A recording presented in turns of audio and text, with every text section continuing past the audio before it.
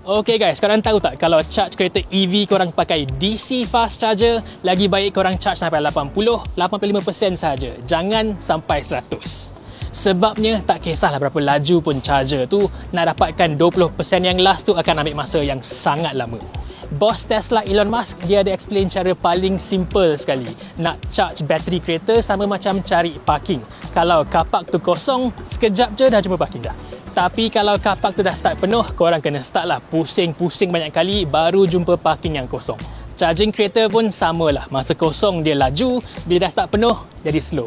Dekat Malaysia ni, charger belum banyak lagi tapi kereta dah start meningkat. Especially kalau korang pakai public charger dekat highway tu, sampai 80%, baik terus jalan lah. Bagi can orang lain juga nak charge kereta diorang. Nama dia pun public charger, bukan korang punya sendiri. Faham ke tak? Okay?